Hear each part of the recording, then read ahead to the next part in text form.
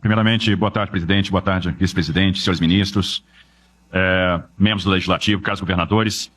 Primeiro, parabéns pela iniciativa e entendo como sugestão, o assunto não pode ficar restrito à PEC. Talvez a PEC por si só, a PEC sozinha, isoladamente, não tenha condão e não tenha capacidade de resolver o problema da segurança pública que tanto nos assola, tanto nos aflige.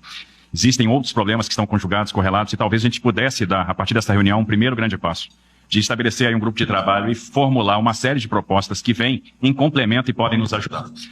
Uma coisa que nos preocupa muito e o ministro Lewandowski colocou isso com muita propriedade, a transposição do ilícito nos negócios lícitos, e isso vai drenando a competitividade. Vou dar um exemplo. Nós temos um problema sério com o setor de combustíveis, que é um dos setores preferidos pelo crime organizado hoje para a lavagem do dinheiro. E a gente está vendo a profusão de postos de gasolina que estão sendo adquiridos pelo crime, e até usinas de etanol hoje.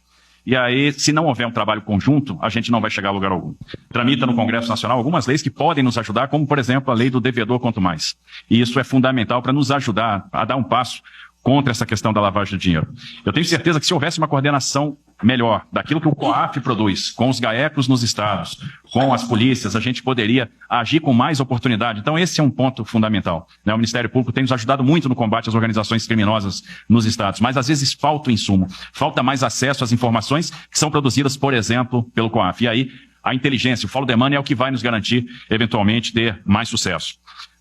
Nos preocupa realmente, e a gente teria uma série de propostas, é por isso que essa reunião pode ser um start para a gente trabalhar isso conjuntamente, mas nós temos propostas de alteração na lei de execução penal, na alteração de Código de Processo Penal, alterações do Código Penal, na alterações na lei das organizações criminosas, na lei de lavagem de dinheiro, no próprio Estatuto da Criança e do Adolescente, na lei que trata dos crimes contra a ordem econômica, enfim, penalidades na fiscalização do abastecimento nacional de combustíveis, alterações relacionadas à política nacional de biocombustíveis, porque o crime ele vai operando em todos esses setores. E o setor de combustível, obviamente, me preocupa muito, mas eles têm lavado dinheiro em clubes de futebol, têm lavado dinheiro em revendas de carros importados, têm lavado dinheiro numa série de outras atividades. Por isso, essa ação de inteligência é fundamental. E se a ação de inteligência é fundamental, por que não pensar, inclusive, em linhas de financiamento do próprio BNDES para a aquisição de equipamentos sofisticados e, obviamente, a demanda de uma integração maior de sistemas, para que a gente possa realmente ter uma efetividade.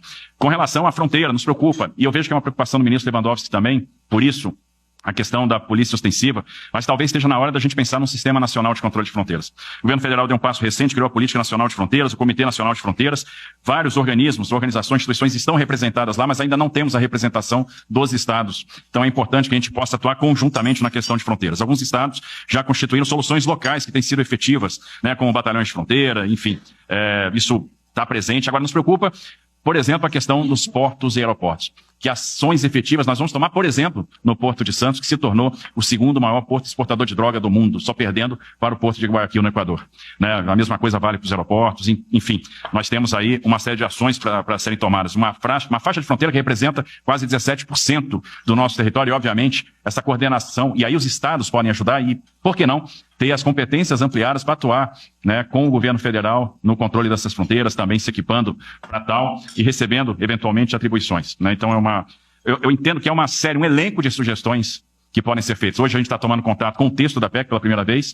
Acho que a gente precisa agora deglutir, digerir e aprofundar, mas entendo que a gente pode fazer uma série de movimentos conjugados antes, e submeter não só a PEC, mas um pacote de medidas para o Congresso Nacional, de maneira que o Congresso, obviamente, tenha isso como prioridade. Nós temos que tratar essa questão de como a gente vai encarar as organizações criminosas na nossa legislação penal, na nossa lei de execuções.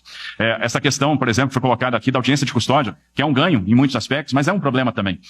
Observe o que aconteceu recentemente. Tivemos um caso de sequestro no estado de São Paulo, uma prisão praticamente em flagrante, 4 sequestradores presos, que mantiveram um casal de idosos com mais de 70 anos em cativeiro, e os 4 sequestradores foram liberados na audiência de custódia. Isso é real, isso aconteceu agora. Semana passada, prendemos um criminoso com 850 quilos de cocaína aproximadamente. Não são 40 gramas, nem 50. 850 quilos de cocaína. E esse traficante foi solto na audiência de custódia. E são essas pessoas que vão ser reincidentes. A reincidência também nos preocupa. E aí tem um projeto do ministro Flávio Dino, que eu entendo que é um ganho. A gente precisa coibir a liberação de criminosos em audiência de custódia quando eles são reincidentes, quando há habitualidade. Essa questão da habitualidade preocupa muito. Aquilo que tira a paz do cidadão nas ruas, roubo de celular. E a gente chega a prender o mesmo ladrão de celular 35 vezes. E ele vai para a rua. Então aí dá a sensação que o Jerônimo colocou aqui de ficar enxugando gelo. E eu entendo que não dá para tratar a questão da segurança pública de forma isolada. Eu acho que nós temos que mandar um grande pacote, tratar essas questões que já estão lá, olhar com atenção o setor de combustíveis. É muito fácil se obter um regime especial tributário para o setor de combustíveis. É muito fácil. E, normalmente, esses regimes especiais são para empresas de fachada que operam na ilegalidade e vão servir ao tráfico de drogas, vão servir ao crime organizado, que lava esse dinheiro por meio do... Recentemente, tivemos que caçar uma decisão que albergava uma dessas empresas no STJ. E ela lesou aí alguns estados da federação em alguns bilhões de reais. A gente faz muitos movimentos via Confaz para impedir que esses regimes aconteçam. E a lei do devedor quanto mais é fundamental, ela tem que sair, é fundamental para que a gente possa fazer esse combate. E olhar o setor de combustíveis é um primeiro grande passo para a gente começar a cortar o financiamento do crime organizado. Então, entendo que a partir desse passo, presidente, a gente podia organizar um grande grupo, formular uma série de propostas e não se limitar à PEC, mas mandar um grande pacote para o Congresso Nacional que pode ser bastante efetivo. Obrigado, Tarcísio.